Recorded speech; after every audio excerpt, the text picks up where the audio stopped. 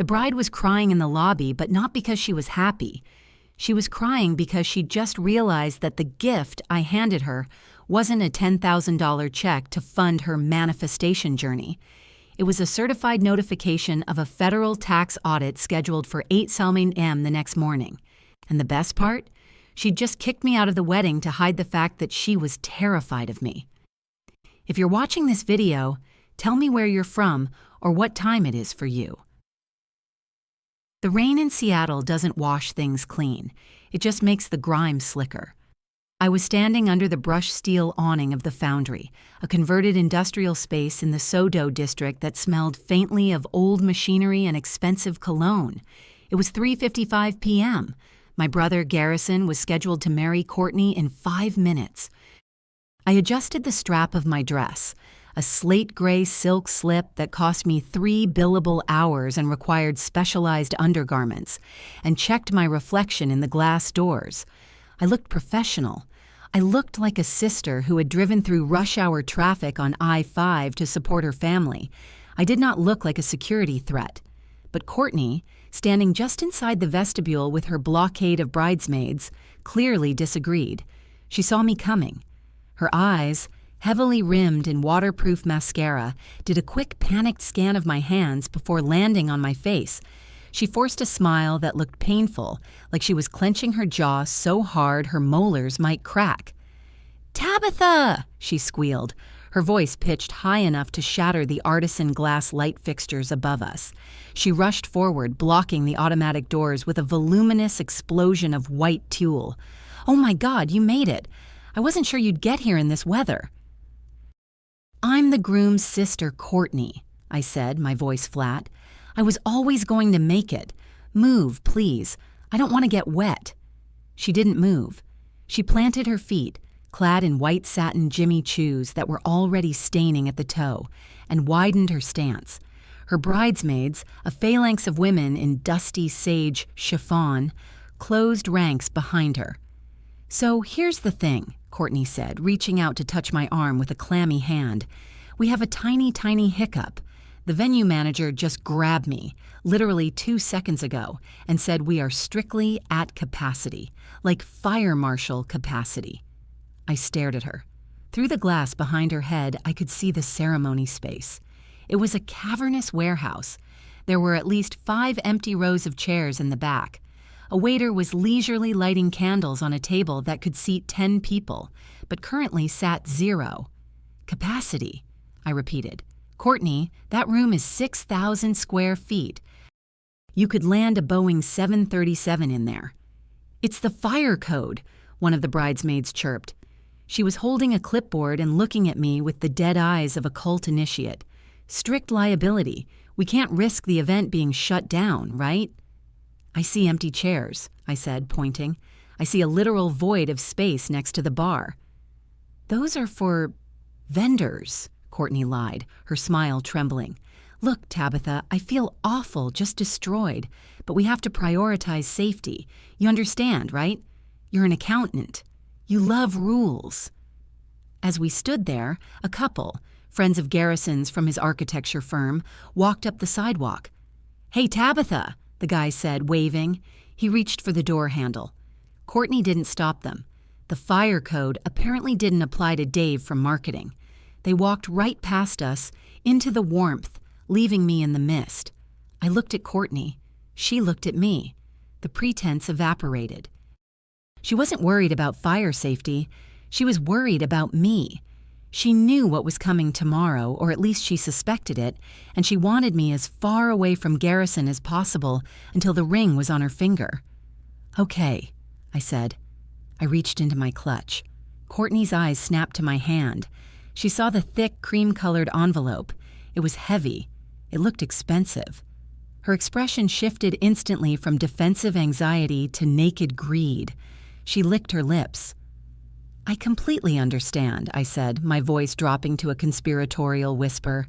"Safety first, but since I'm here, I wanted to give you this. For the honeymoon." "Tabitha, you didn't have to." She snatched the envelope before I'd even fully extended it. The weight of it seemed to reassure her.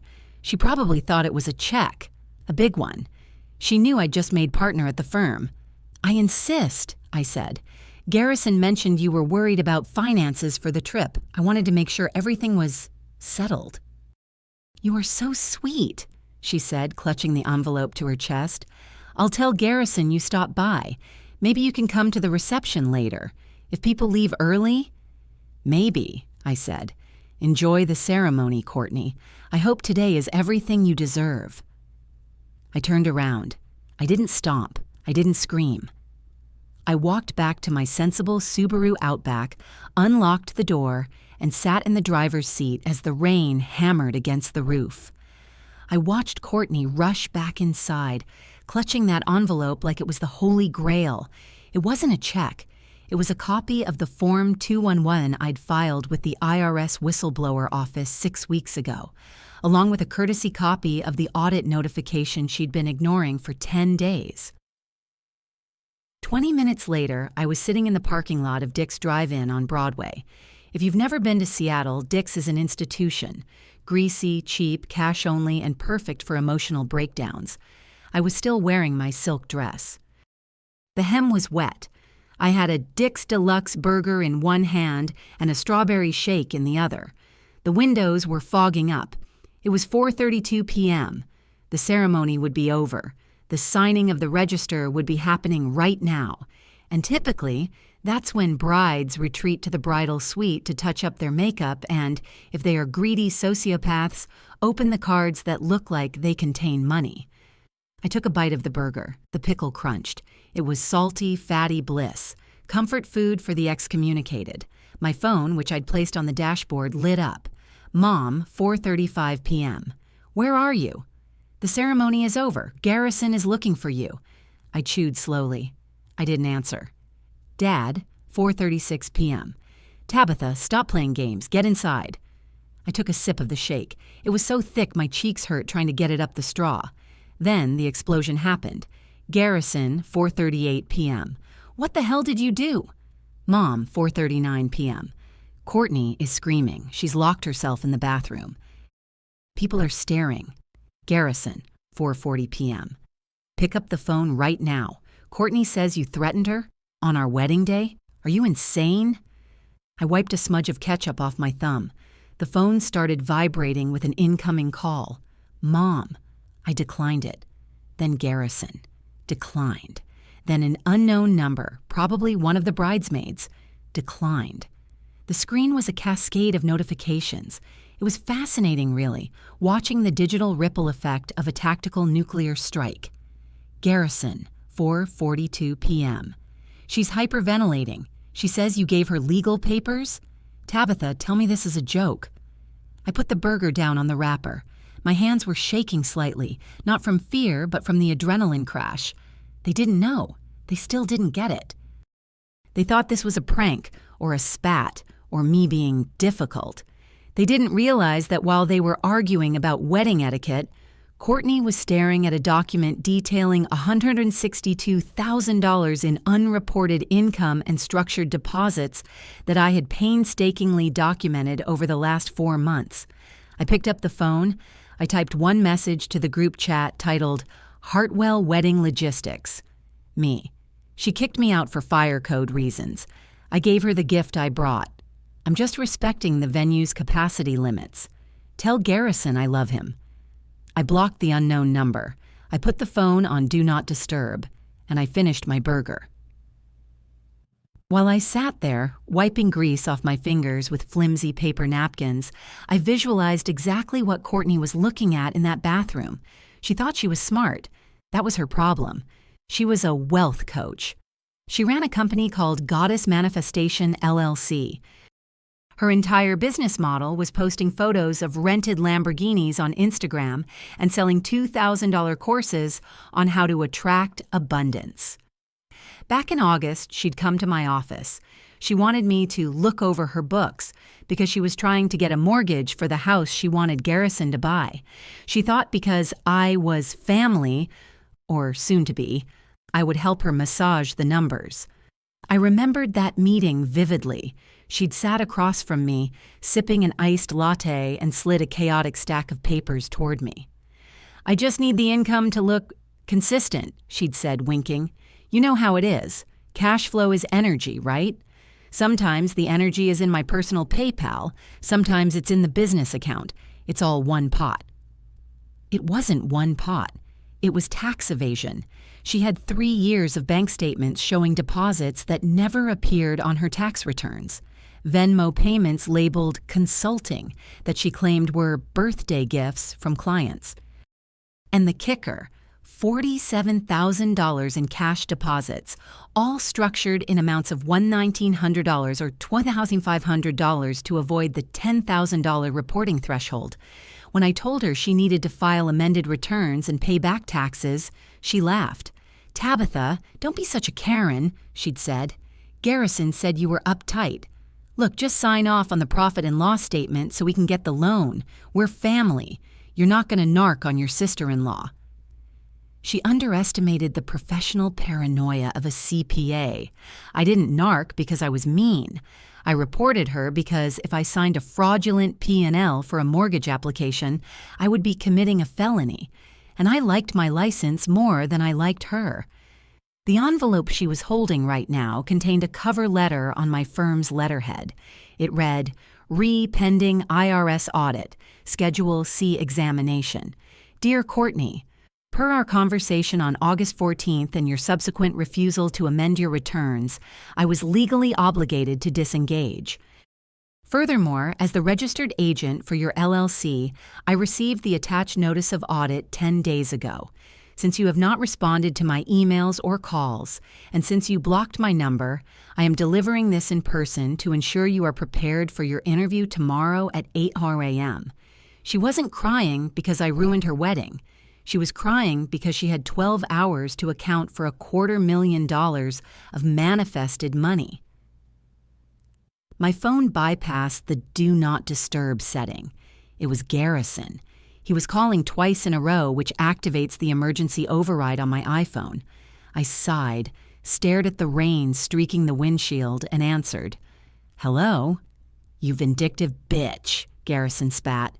No hello, no how are you? Just pure venom. Nice to hear your voice too, Garrison. Congratulations on the nuptials. Shut up, just shut up. He was screaming, but his voice cracked. He sounded like he was in a hallway. There was an echo and the muffled thump of bass from a DJ in the distance. Courtney is a wreck. She's shaking, Tabitha. She can't even breathe. Did she tell you why? I asked calmly. Did she show you the papers? She said you sued her. She said you're trying to sue her for the wedding costs or something insane because you're jealous. I didn't sue her, Garrison. It's an IRS audit notification. Oh my God, the tax thing again? He groaned, a sound of supreme frustration. She told me about that. She said you blew a paperwork error out of proportion because you don't like her business model. She said it was a few $100s. It's over $150,000, Garrison, I said, my voice hardening. And it's not a paperwork error, it's fraud. She's been hiding income. I tried to help her fix it in August. She asked me to commit mortgage fraud instead. She's my wife, he yelled. You don't do this to family. You don't serve legal papers at a wedding. I didn't want to. She's been dodging the certified mail for weeks. The audit is tomorrow. If she doesn't show up, they issue a bench warrant. Would you prefer the marshals dragged her out of your honeymoon suite in Cabo? You could have waited, he insisted, his logic crumbling but his anger remaining. You did this to hurt her. You did this because she didn't invite you.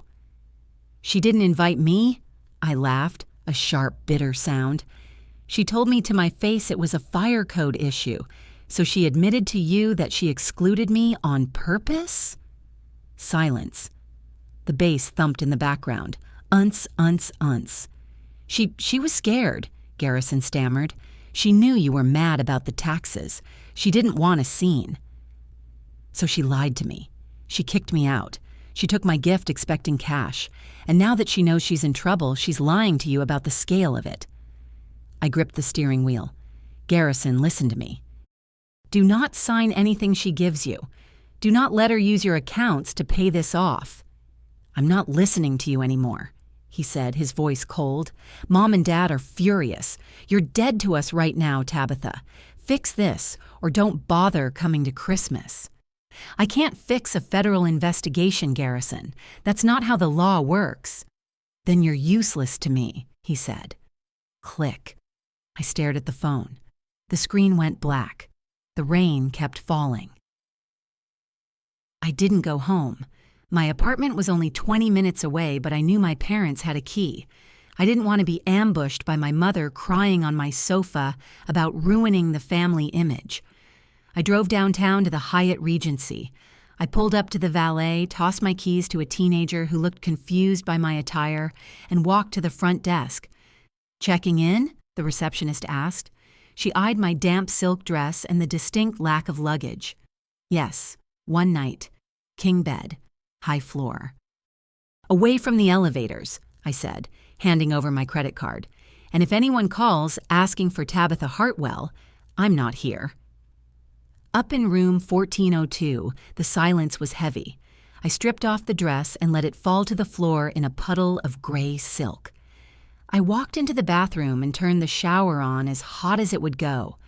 While the steam filled the room, I scrubbed my face. The expensive makeup I'd applied 3 hours ago turned into black streaks running down my cheeks. I looked like a raccoon that had lost a fight.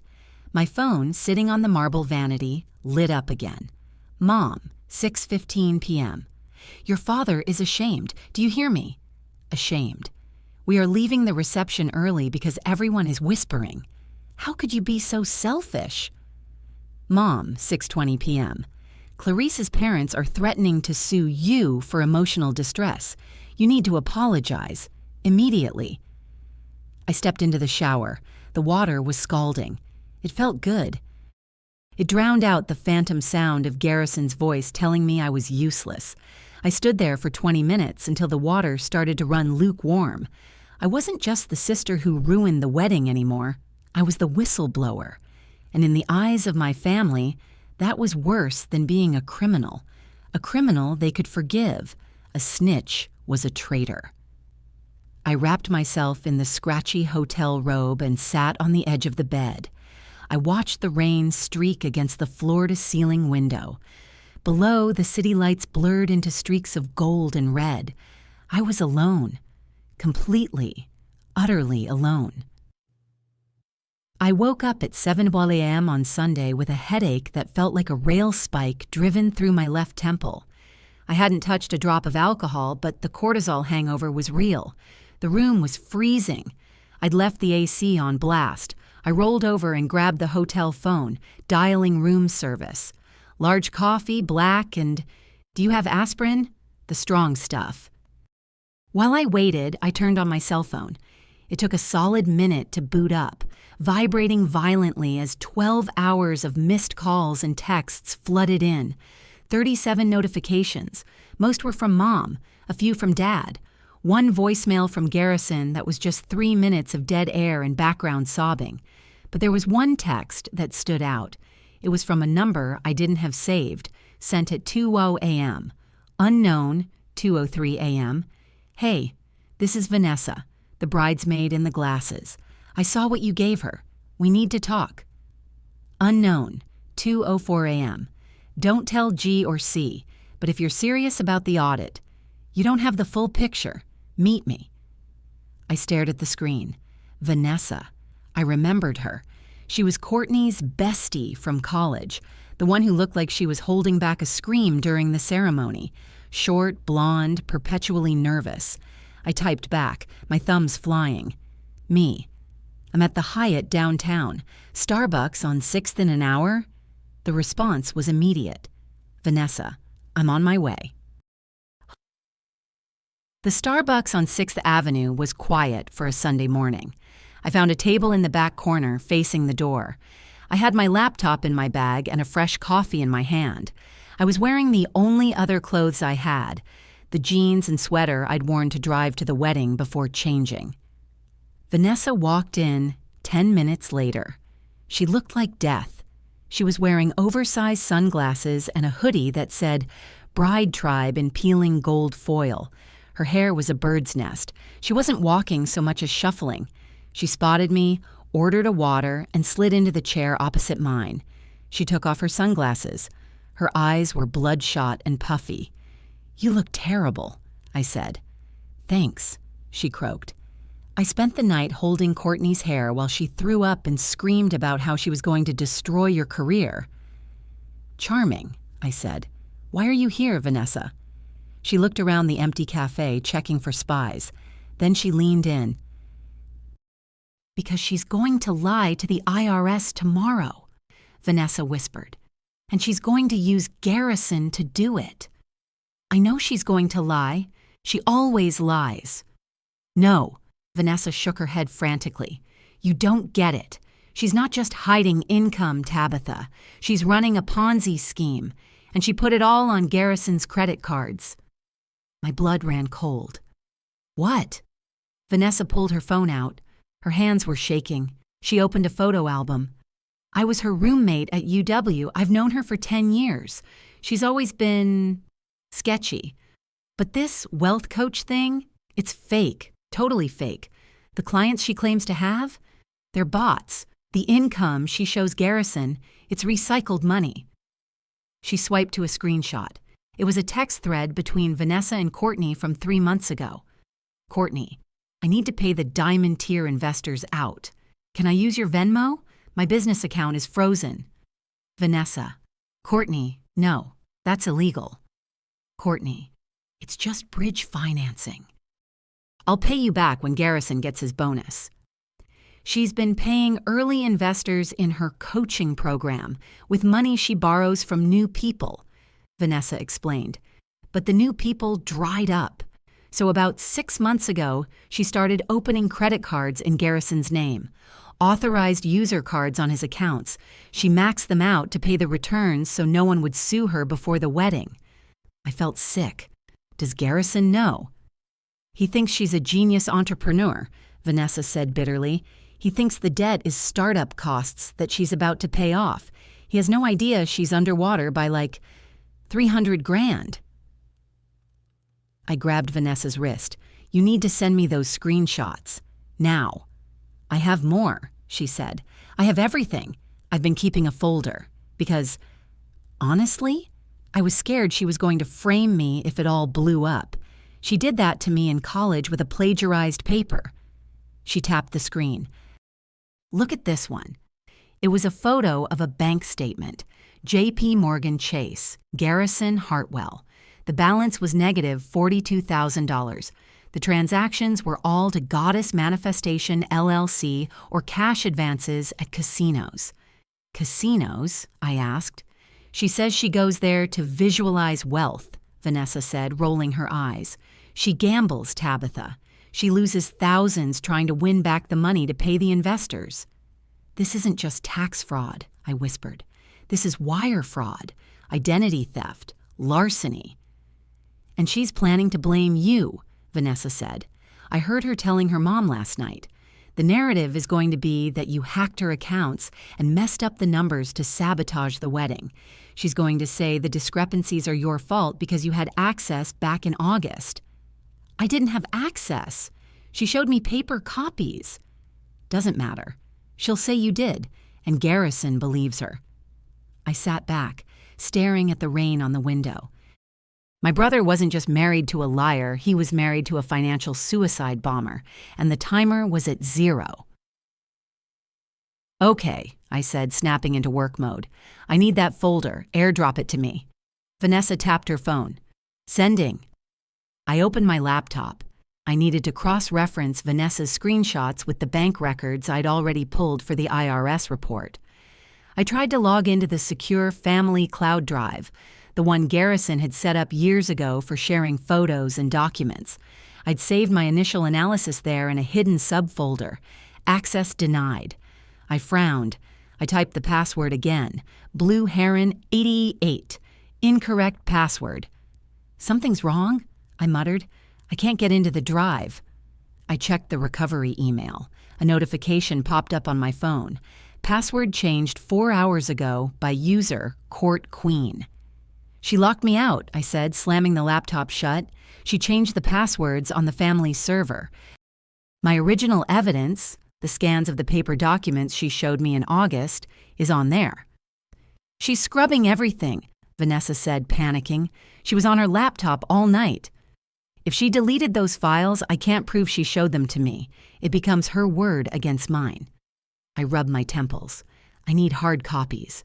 Vanessa, do you have any physical receipts? Anything she didn't digitize? Vanessa dug into her oversized purse. I grabbed her manifestation journal when I left the suite this morning. She writes everything down, like, "Dear Universe, thank you for the $5,000 form, Dave."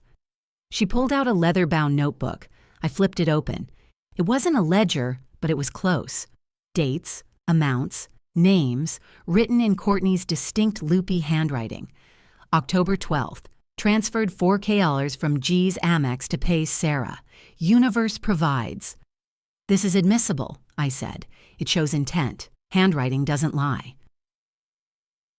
We have work to do, I said. You're coming back to the hotel with me. I can't, Vanessa said. I have to be at the brunch. If I'm not there, she'll know I flipped. Skip the brunch. Tell her you're sick. If you go back there, you're an accessory. If you come with me, you're a cooperating witness. Vanessa hesitated, then nodded. Okay, let's burn it down. Back at the Hyatt, I turned room 1402 into a war room. I called my boss, Rachel, the senior partner at my firm.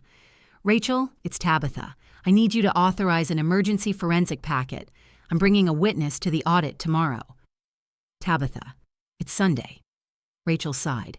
Is this about the sister-in-law? It's bigger. It's a Ponzi scheme, and my brother is the bag holder. I have a witness with a handwritten ledger and digital correspondence proving intent to defraud. The line went silent. Then the rustle of papers. I'll meet you at the field office at 7:30 a.m., Rachel said, her voice shifting to steel. Bring everything. We are not letting this woman frame our firm. We spent the next 12 hours scanning every page of Vanessa's journal, organizing the screenshots by date, and building a timeline of the fraud. We ordered 3 pizzas and ate none of them.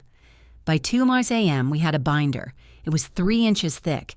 It contained the death of a marriage and the blueprint of a crime. She has no idea, Vanessa whispered, looking at the stack of evidence. She thinks she can just cry and blame the math. She can cry all she wants, I said, closing the binder, but math doesn't care about tears. I looked at the clock. 6 hours until the audit. 6 hours until I had to destroy my brother's life to save it. Get some sleep, Vanessa, I said. Tomorrow is going to be a bloodbath. I lay on the bed, staring at the ceiling, thinking of Garrison. I love you, I thought. And that's why I have to do this. Monday morning in Seattle is usually gray, but this particular Monday felt like the inside of a tomb. The IRS field office is located in a federal building that screams brutalist intimidation. It's all concrete, tinted glass, and the specific soul-crushing silence of bureaucracy at work. I arrived at 7:35 a.m. I was wearing my audit armor, a navy blue suit, a high-necked silk blouse, and heels loud enough to announce my arrival on linoleum. My boss, Rachel, was already there, standing by the security checkpoint. Rachel is 60 years old, 5 feet tall, and terrifying. She built her career tearing apart corporate embezzlement schemes. Today, she was holding the 3-inch binder we'd built in the hotel room like it was a holy text. "Morning," she said, not looking up from her phone. I reviewed the journal scans again. The handwriting analysis is solid. If she claims she didn't write those entries, she's going to need a very expensive expert witness to prove it. She won't have the money for an expert, I said, putting my bag on the X-ray belt. She spent it all on manifestation crystals and unauthorized credit card payments. We walked through the metal detectors. The air inside smelled of floor wax and stale coffee. We took the elevator to the 4th floor. The hallway was long, lined with closed doors and the occasional muffled sound of a printer. "Remember," Rachel said as we approached the waiting area, "you are not her sister-in-law today. You are the reporting CPA. You do not engage in emotional debates. You speak to the facts." "Understood." We sat in the waiting area. It was 7:45 a.m. The chairs were upholstered in a scratchy government-issue blue fabric. On the wall, a clock ticked loudly. Tick, tick, tick. "Do you think she'll show?" Rachel asked. "She has to," I said, "but she'll be late." "It's a power move." "It's a stupid move," Rachel muttered, opening her briefcase. "Agent Parker hates lateness." At 7:55 a.m., the elevator dinged. I braced myself, but it wasn't Courtney. It was Garrison. He walked out of the elevator alone. He was wearing the suit he'd worn to the rehearsal dinner, but it looked like he'd slept in it. His tie was loose. His eyes were shadowed, dark circles bruising the skin underneath. He looked 10 years older than he had on Saturday. He saw me and stopped. His expression was a cocktail of exhaustion and anger, shaken, not stirred. "Tabitha," he said, his voice raspy. He didn't look at Rachel. "Garrison," I nodded. "This is Rachel, my senior partner." He ignored her. "You actually came. I thought maybe, I don't know, maybe you'd have the decency to call it off." "I can't call off a federal inquiry, Garrison," I said, keeping my voice level. "Where is Courtney?" "She's sick," he said immediately. The lie came out smooth, rehearsed. "She's been throwing up all night. The stress. What you did to her? She can't get out of bed." "Is she hospitalized?" Rachel asked. Her voice was sharp, cutting through the air like a scalpel. Garrison finally looked at her. "Excuse me. Is she in a hospital?" Rachel repeated. "Does she have a note from an attending physician stating she is medically unfit to sit in a chair and answer questions? Because throwing up from stress is not a valid excusal for a criminal tax investigation." "Criminal?" Garrison flinched. "It's an audit. Stop trying to scare me." "It was an audit on Saturday," I said. "Based on the evidence we submitted this morning, it has been flagged for potential criminal referral. If she is not here, Agent Parker will note her absence as non-compliance. They could issue a bench warrant, Garrison." "A warrant?" He laughed, a jagged, hysterical sound. "For taxes. You people are insane. She's my wife. I can speak for her. I have her power of attorney." "Not for this," Rachel said. "Unless you are a licensed tax practitioner or an attorney admitted to practice before the IRS, you cannot represent her in an interview regarding her own fraud, especially since you are likely a victim of that fraud." "I'm not a victim!" he shouted. The receptionist behind the glass partition looked up, startled. "I am her husband. We are a team." "Call her," I said. "Garrison, I am telling you this as your sister, not your accountant. If she is not in this room in 45 minutes, she is going to jail. Call her. Get her here. Now." He stared at me. He wanted to scream. He wanted to hit something. But he saw the look in my eyes, the absolute, unyielding certainty. He pulled out his phone. "I hate you for this," he whispered. "I know," I said. "Call her." Garrison walked to the far corner of the waiting room. I could see him pacing, his hand chopping the air as he spoke into the phone. I couldn't hear the words, but I heard the tone, pleading, then shouting, then silence. He came back and sat 3 seats away from me. He stared at the carpet. "She's coming," he muttered. "She has to get dressed." "Good," Rachel said. She didn't look up from her file. The next 50 minutes were the longest of my life. The clock on the wall mocked us. 8:15, 8:40. Every time the elevator dinged, Garrison's head snapped up. Every time it was just an employee, he slumped back down. "You know," he said softly, around 8:45 a.m., "Mom is crying. She hasn't stopped crying since Saturday night. Dad is talking about taking you out of the will." "That's his prerogative," I said. I felt a crack in my chest, a hairline fracture of grief, but I sealed it with anger. Did you tell them about the credit cards, Garrison? He froze. What credit cards? The ones in your name that Courtney maxed out to pay her investors, I said. Did you tell Mom and Dad that your wife has stolen your identity? She didn't steal my identity, he snapped. I authorized her to use the Amex for wedding expenses. And the Chase Sapphire? I asked. The Capital One venture? The Discover card opened last month? He went pale. I don't have a Discover card. I didn't say anything else.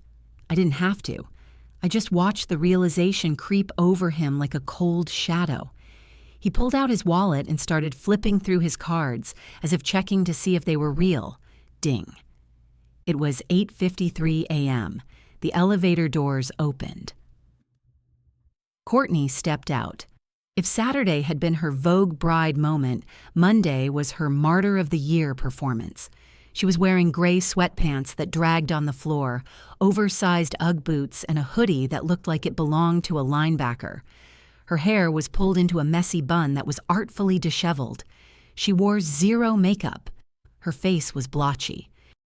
She was clutching a tissue in one hand and a bottle of electrolyte water in the other. She saw Garrison and let out a sob. "Baby!" she wailed, rushing toward him. Garrison stood up. He hugged her, but I saw it, the hesitation. He didn't squeeze her back the way he usually did. His hands hovered on her back. "I'm here," she cried into his shoulder. "I'm so sick. I can't believe they made me come here." Then she looked at me. The tears stopped instantly, replaced by a look of pure, concentrated malice. It lasted for a nanosecond before the victim face slid back into place. "Tabitha," she sniffled, I don't understand why you hate me so much." "Save it for the room, Courtney," Rachel said, standing up and smoothing her skirt. "Agent Parker is ready." The door to the inner offices opened. A woman in a gray suit stepped out. She looked like she was made of granite. No smile, no warmth. "Mrs. Hartwell?" she asked. "Yes," Courtney whispered, leaning heavily on Garrison. "I'm Agent Parker. Come with me." We filed into a conference room. It was small, windowless, and dominated by a long laminate table. Agent Parker sat at the head. Rachel and I sat on one side. Courtney and Garrison sat on the other. Courtney slumped in her chair, bringing her knees up to her chest. "I need to lie down," she moaned. "You can sit," Agent Parker said, opening a laptop. "This interview is being recorded. State your full names for the record." The formalities took 5 minutes. Courtney tried to give her name as Courtney Goddess, her brand name, but Parker shut that down. "Legal name, please." "Courtney Ann Hartwell," she muttered. "Okay," Parker said. She adjusted her glasses. "We are here to review the Schedule C filings for Goddess Manifestation, LLC for the tax years 2021, 2022, and 2023. We are also looking into a discrepancy regarding unreported income." Parker picked up a piece of paper. "Let's start with the expenses. In 2022, you deducted $42,000 for business retreats and travel. Can you walk me through this item?" Courtney looked at Garrison.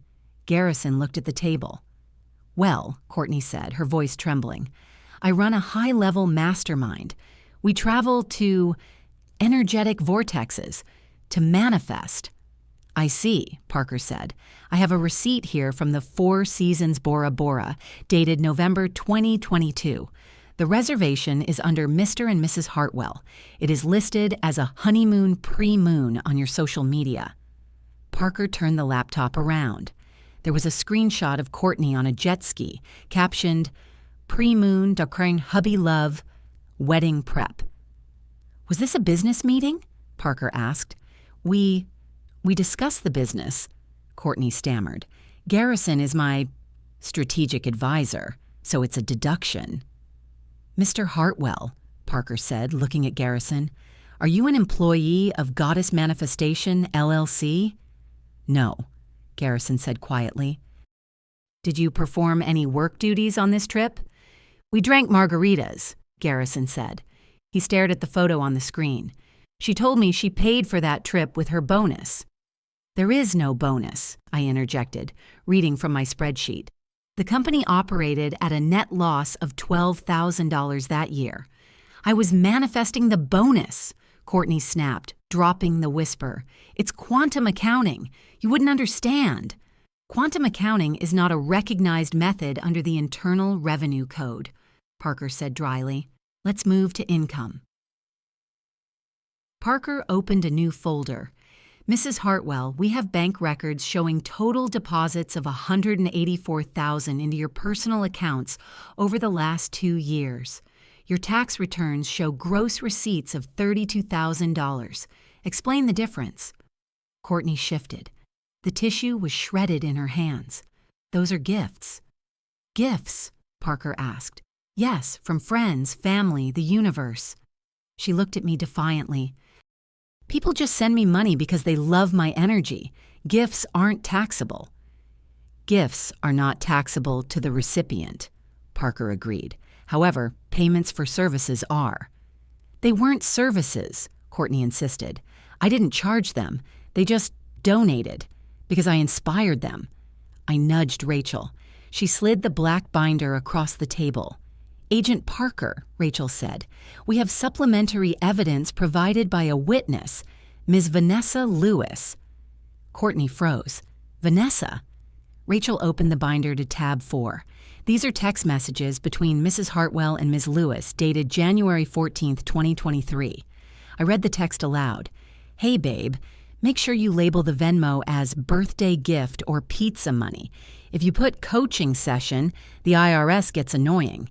LOL. I looked up. And here's another one from March. Tell Sarah to send the $2,000 in 2 chunks of $1,000 so it doesn't flag the system. Call it consulting on her end if she needs the write-off, but tell her to mark it personal on Venmo. The room went silent. The hum of the laptop fan sounded like a jet engine. Courtney turned to Garrison. She's lying. Vanessa is jealous. She always wanted you, Garrison. She photoshopped those. These are notarized screenshots extracted from a cloud backup, Rachel said, and we have Ms. Lewis's sworn affidavit. It's intent to evade, Parker said, writing something down. Structuring deposits, soliciting false labels. This is fraud, Mrs. Hartwell. Wait, Garrison said. He sounded breathless. The $2,000 from Sarah Jenkins? Yes, I said, one of her clients. Sarah isn't a client, Garrison said, looking at Courtney. You told me Sarah was an investor. You said she bought equity in the company. She did, Courtney cried. It's the same thing. It's not the same thing, Parker interrupted. Selling unregistered securities is a different crime, usually handled by the SEC, but we can stick to the tax implications. If it was an investment, where is the paperwork? I don't do paperwork, Courtney yelled. Paperwork blocks the flow. Let's look at the flow then, Parker said. She pulled out a stack of credit card statements. Mr. Hartwell, are you aware of a Discover card ending in 4491? Garrison shook his head. No, I told you I don't have a Discover card. Parker slid the paper across the table. It was opened 6 weeks ago. The applicant was Garrison Hartwell. The contact email, however, was courtney@manifestsijmail.com. Garrison stared at the document. His hand reached out, trembling. He looked at the signature block. It was a digital signature. Garrison Hartwell. But the G was looped. It had a heart over the I. Garrison writes in block caps. Courtney uses hearts. You forged my signature, Garrison whispered. I had to. Courtney grabbed his arm. He ripped it away like she was burning him. Garrison, listen.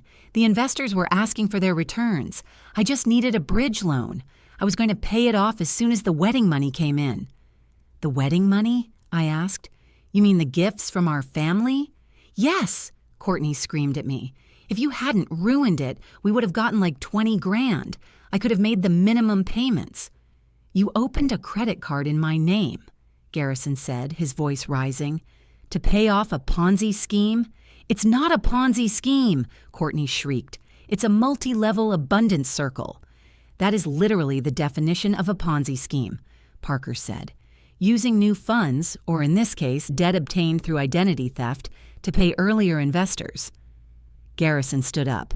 He looked down at his wife, the woman he'd married 48 hours ago. "You stole from me," he said. "You stole from my friends. You lied to the federal government."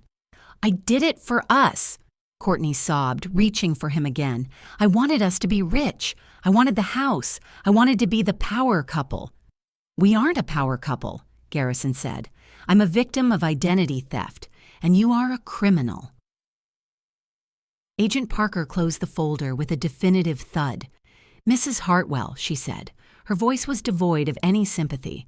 "Based on the evidence presented today, specifically the structuring of deposits, the commingling of funds, the falsified expense reports, and the admission of identity theft to secure funds, I am terminating this civil audit." Courtney stopped crying. She looked up, sniffing. "So, I can go?" "No," Parker said. "I am referring this case to the Criminal Investigation Division for prosecution. You will be receiving a formal notification of the charges. They will likely include tax evasion, wire fraud, and aggravated identity theft." "Prison?" Courtney whispered. "The sentencing guidelines for these offenses are significant," Parker said. "I suggest you retain criminal counsel immediately. Mr. Hartwell, I suggest you contact the fraud departments of these credit card issuers and file police reports. It will be necessary to clear your credit history."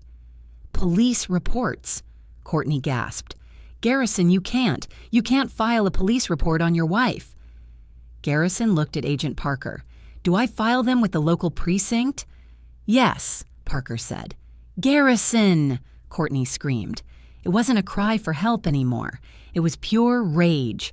She stood up, knocking her chair over. "You coward, you spineless little boy. I made you interesting. You were nothing before me. Just a boring architect with a boring sister." She turned to me. Her face was twisted, ugly, red.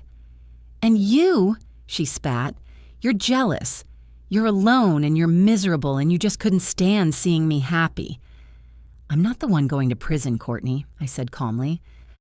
"Get out," Agent Parker said. She stood up. She wasn't a small woman. "The interview is over. Leave my office." Courtney grabbed her purse. She didn't look at Garrison. She stormed out the door, her sweatpants dragging, leaving a trail of furious energy and the scent of cheap vanilla body spray. Garrison stayed behind. He stood there, staring at the empty chair where his wife had sat. "Mr. Hartwell," Parker said, her voice softening slightly. "You should go." "Yeah," Garrison said. "Yeah, I should." We walked out of the building 10 minutes later. The rain had stopped, but the sky was still the color of a bruise. Garrison stopped on the sidewalk. He looked at the traffic on 2nd Avenue. He looked lost. "She took the car," he said. "She had the keys." "I'll drive you," I said. He turned to me. He looked like he wanted to hug me, but he also looked like he was afraid I might bite him. "Tabitha," he started. I didn't know. About the cards." "I swear." "I know you didn't," I said. "If you knew, you would be an accomplice. Since you didn't, you're a victim. Mom and Dad," he ran a hand through his hair, "they're going to be destroyed. The embarrassment." "They'll get over the embarrassment," I said. "Bankruptcy is harder to get over. You need to freeze your credit, Garrison. Today, right now." She said I was boring." He let out a dry, hacking laugh. "She said she did it for us." "She did it for the Instagram likes, Garrison. She did it because she felt entitled to a life she didn't earn." He looked at me. Really looked at me. For the first time in months. "You saved me," he said. "If you hadn't given her that envelope, if she hadn't kicked you out, I would have signed those tax returns next year. I would have been on the hook for all of it." "Yes," I said, "you would have." "I'm sorry," he choked out. Tears finally spilled over. "I'm so sorry I chose her over you. I'm so sorry I didn't believe you. I wanted to say it was okay. I wanted to hug him and tell him we were good, but we weren't good. Not yet. "Don't apologize to me yet," I said. "Apologize to yourself, and then call a lawyer. Not a divorce lawyer, a criminal defense attorney to make sure you're cleared, then call the credit card companies." "Will you help me?" he asked. "With the paperwork?" I sighed. I looked at my brother, the architect who could design a skyscraper but couldn't see the structural failure in his own marriage. "I'm an accountant, Garrison," I said, unlocking my Subaru. "Paperwork is my love language.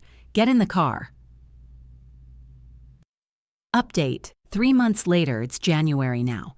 The rain in Seattle hasn't stopped, it never really does, but the fog has cleared, at least in my life. I'm sitting on my floor with Monty, my golden retriever, organizing my own tax documents. It's funny, doing my own taxes is relaxing. The numbers balance. The logic holds. There are no surprises in a W-2. Courtney is currently out on bail, living with her parents in Oregon.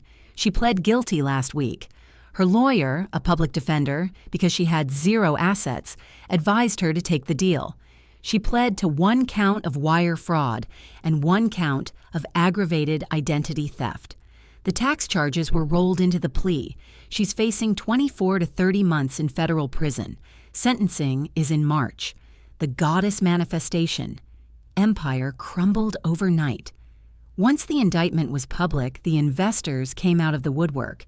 It turns out she scammed about 20 people, mostly former sorority sisters and stay-at-home moms she met on Facebook. The total loss was close to $400,000. Garrison is recovering. He moved back in with our parents for a month, which was humbled him in a way nothing else could. He's in therapy twice a week. We found out she'd opened 7 credit cards in his name. The total debt was $112,000. Because we filed the police reports and the fraud affidavits immediately after the audit, the banks have discharged most of the debt. He's not bankrupt, but his credit score is in the tank. He's living in a studio apartment now, eating a lot of ramen, trying to rebuild. We have dinner every Thursday. It's awkward sometimes. We don't talk about her. We talk about the Seahawks. We talk about work. We're building a new foundation, brick by brick. Mom and Dad finally apologized. Well, Mom brought me a casserole and said, "I'm glad you're so thorough with your work, dear."